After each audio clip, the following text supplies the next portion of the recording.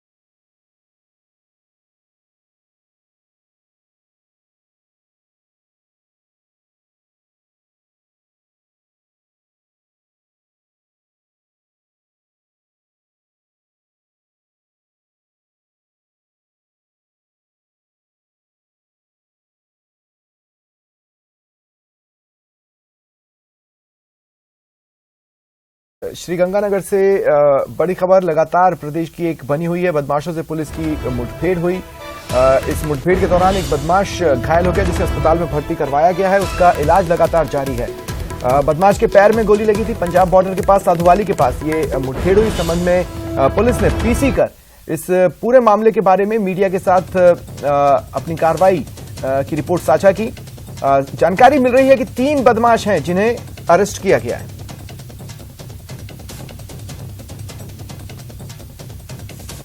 आज से लगभग 1 माह पहले गंगानगर स्थित एक प्रॉपर्टी कारोबारी को धमकी मिली थी और वो धमकी लॉरेंस बिश्नोई ग्रुप की तरफ से मिली थी और जो उनके गुर्गे यहाँ पर आए थे उसको धमकाने, उनको चिन्हित किया गया था। उसके लिए टीम ने लगातार मेहनत की, उनको चिन्हित किया गया और लगातार उस पर मुखबिरी और निगरानी रखी गई। आज ये इनपुट मिला था कोतवाली टीम को कि इन लोगों की मूवमेंट है, जिस पर टीम ने उनका पीछा किया। साधुवाली के पास इन टीम का आमना सामना हुआ, जिनसे एक बदमाश ने फायर किया और जवाबी फायरिंग में पुलिस ने भी अपनी फायरिंग की, जिसके दौरान एक जो बदमाश है हरीश, उसको गोली लगी है।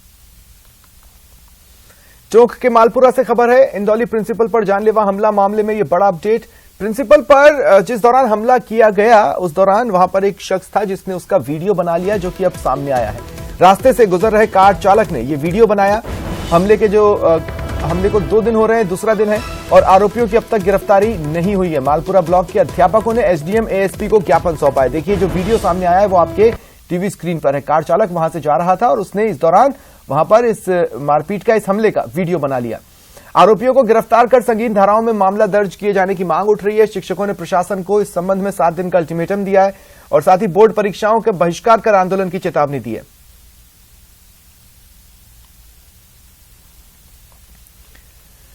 राजस्थान में असदुद्दीन ओवैसी के बढ़ते दौरे सत्ता पक्ष के लिए चिंता का कारण बन सकते हैं। आंकड़ों के मुताबिक करीब 10% मुस्लिम मतदाता कांग्रेस के पक्ष में वोट करते आए हैं। विधानसभा में मुस्लिम समुदाय से 9 विधायक हैं। ओवैसी हैदराबाद से बाहर निकलकर महाराष्ट्र में अपनी मौजूदगी का एहसास करा चुके हैं। उनकी पार्टी ने पश्चिम बंगाल, बिहार, यूपी में भी चुनाव लड़ा, लेकिन खास सफलता नहीं मिली। अब ओवैसी दिसंबर में इस साल होने वाले राजस्थान विधानसभा चुनाव में भाग्य आजमाना चाहते हैं। बीजेपी का दावा, इससे बीजेपी को फायदा होगा। वो बीजेपी की बी टीम है और सिर्फ उनको अपने लिए स्वार्थ के लिए काम करना है। किसी माइनॉरिटी या SC/ST भले के लिए वो काम नहीं करना चाहिए। आपको कोई नुकसान नहीं है? कोई नुकसान नहीं होना है। ओवैसी आ रहे नहीं है, भेजे जा रहे हैं। भेजे जा रहे हैं, ओवैसी को भेजा जा रहा है। पहले भी भेजा गया था, अलग अलग स्टेटों में भेजा जा रहा है। पहले अगर ओवैसी जी माइनॉरिटी के शुभचिंतक होते तो जब बुलडोजर चला यूपी में, दिल्ली में, तब जाके खड़े होते साथ में। वो भेजे जा रहे हैं। क्या ओवैसी बता सकते हैं कि लोकल बॉडी के चुनाव में कभी भी भाजपा के सामने इन्होंने एक पार्षद कॉर्पोरेटर का चुनाव भी भाजपा और ओवैसी साहब ने वहां क्यों नहीं लड़ा? आखिर क्या राजस्थान के अकलियत की लोगों की सीट को चुन करके किसी व्यक्ति विशेष को, आमीन खान जैसे सीनियर व्यक्ति को वहां जाके बाय नेम इंगित करते हैं? तो क्या ओवैसी साहब दूध के धुले में?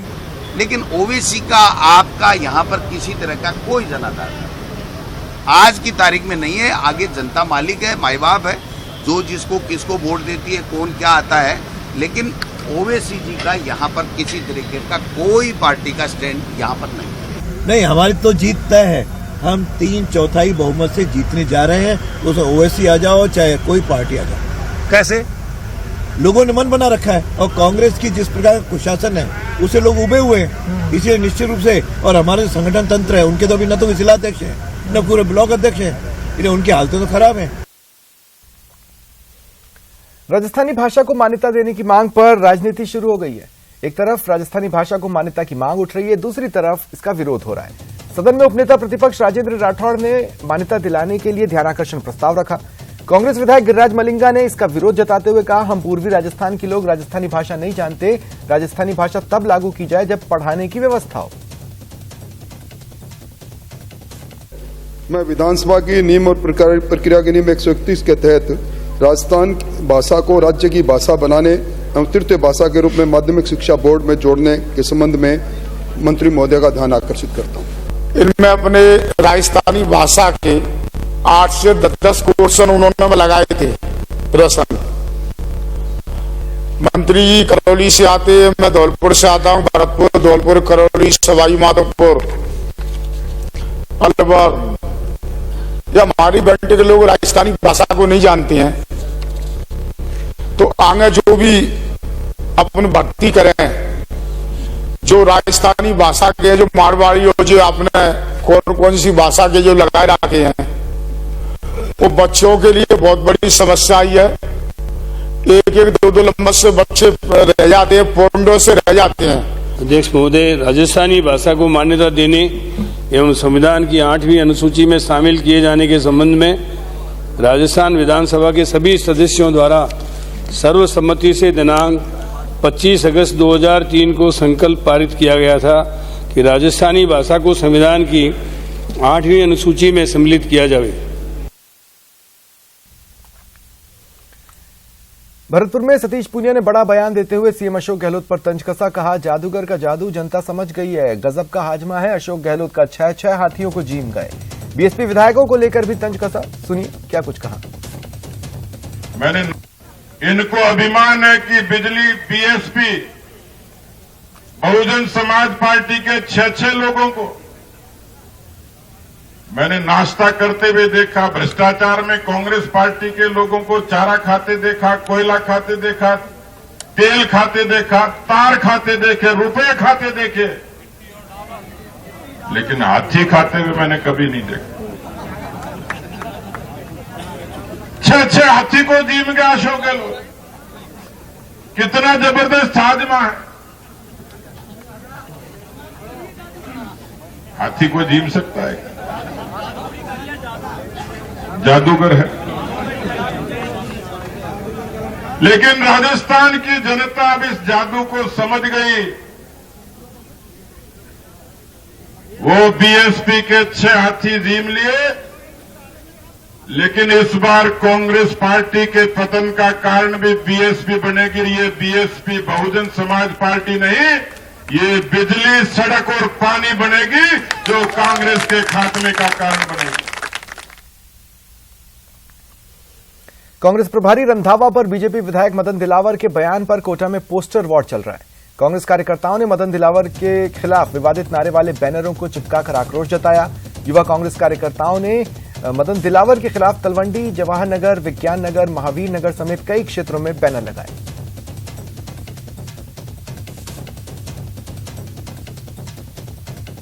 राजस्थान के जो प्रदेश कांग्रेस कमेटी के जो नवनियुक्त प्रभारी बने हैं सुजिंदर रंधावा जी, उनके खिलाफ रामगंज मंडी के जो एकदम इस प्रकार के विधायक हैं जिनका मानसिक संतुलन हकीकत में बिगड़ चुका है, उन्होंने प्रभारी जी हमारे जो है उनके खिलाफ एक ऐसा पोछा बयान दिया है जिससे पूरे राजस्थान की जनता शर्मसार हुई। इसे कही आज इस प्रकार के बैनर लगाए हैं जिसमें साफ तौर पर हमने लिखा है कि मदन दिलावर रामगंज मंडी विधायक, मेरा मानसिक संतुलन खराब है, मेरी वाणी मेरे बस में नहीं है, मेरी बातों को गंभीरता से ना। और बिल्कुल सत्य बात यह है, अगर इनके खिलाफ कार्रवाई नहीं होती है तो प्रदेश स्तर पर, राष्ट्रीय स्तर पर भी हम कैंपेन चलाएंगे और निश्चित रूप से इनका भरपूर विरोध करेंगे। प्रभारी सुखविंदर सिंह रंधावा जी के खिलाफ जो रामगंज मंडी के विधायक मदन दिलावर जी द्वारा अशोभनीय और निंदनीय बयान दिए गए हैं, आतंकवादी कहा गया और आंखें निकाल लूंगा, ऐसे निचले स्तर के जो बयान दिए गए हैं, एक जनप्रतिनिधि के रूप में ऐसे बयान आपको शोभा नहीं देते हैं। हमारे प्रभारी मंत्री राजस्थान के प्रभारी रंधावा जी के लिए जो इन्होंने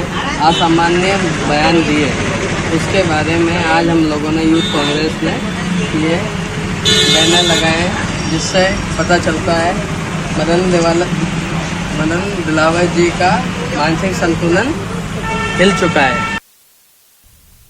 जयपुर विकास प्राधिकरण प्रवर्तन दस्ते को कार्रवाई के दौरान स्थानीय लोगों के विरोध का सामना करना पड़ा। हुआ कुछ यूं कि अतिक्रमण ध्वस्त करने के दौरान मकान में आग लग गई, जिससे अधिकारियों के हाथ पांव फूल गए।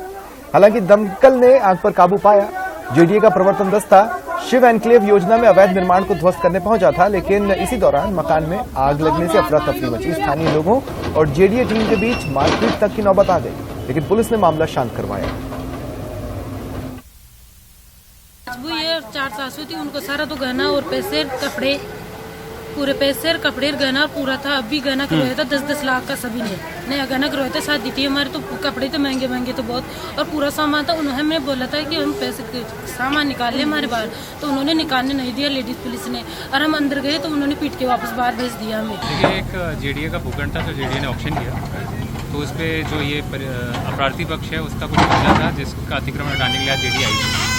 कार्रवाई शांतिपूर्ण चल रही थी, बट कहीं आग लगने का धुआं दिखाई दिया। उस पर जो जिसका घर था उनसे बात की, इसलिए थोड़ा सा काम डिले हुआ। अब शांतिपूर्ण काम चल रहा है। जालोर जिले के रानीवाड़ा खुर्द सरपंच शोभना सुथार पर अभद्र टिप्पणी मामले ने तूल पकड़ा। महिला सरपंच ने पुलिस पर कार्रवाई नहीं करने का आरोप लगाया है। नाराज सरपंच उपखंड कार्यालय के आगे अनिश्चितकालीन धरने पर बैठ गईं। उनके साथ बड़ी संख्या में ग्रामीण मौजूद हैं। सरपंच ने अल्टीमेटम दिया कि जब तक आरोपियों को गिरफ्तार नहीं किया जाएगा तब तक प्रदर्शन चलता रहेगा।